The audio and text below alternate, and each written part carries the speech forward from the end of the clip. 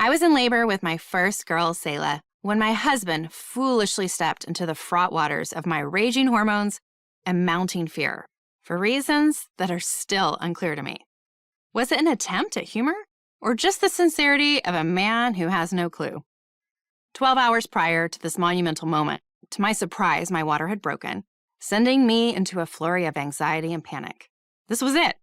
This was the hour of no return and the occasion I'd been preparing for the previous 9 months, as I'd grown in size and expectation, with a mounting list of what-if questions. So, after my shaky shout from the bathroom and with the foresight to change clothes, we grabbed our go bag, headed to the hospital, made note that it was a full moon, took a selfie in front of the hospital, and then we waited. Actually, I should rephrase that. Everyone else waited while I labored. I know there are some of you hearing my words right now, rolling your eyes because your labor story lasted far longer than half a day. But bear with me as I whine about the fact that I languished in the hospital room for 12 hours, waiting for full dilation before it was time to push. It was toward the beginning of those 12 hours when my husband made his fatal mistake and created the moment that will live in infamy forever. I was awaiting my epidural. Yes, I am one of those women who prefers drugs to pain. Please don't judge me. And I was quite ready for the anesthesiologist to arrive because my contractions hurt.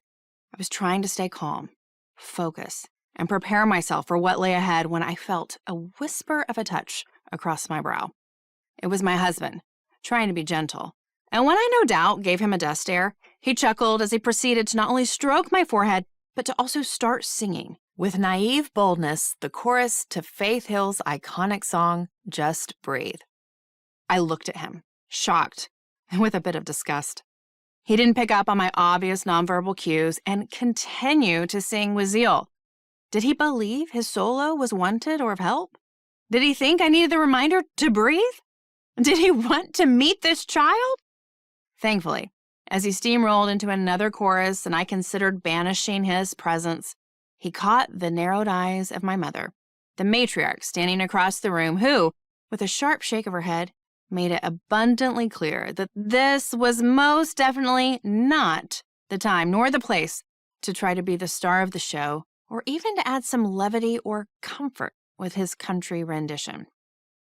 I'm inviting you with me into this infamous moment because while this is not a pregnancy nor a parenting book, it is a book about promise and the internal weight we feel deep in our soul when we know purpose is waiting on the other side of the push.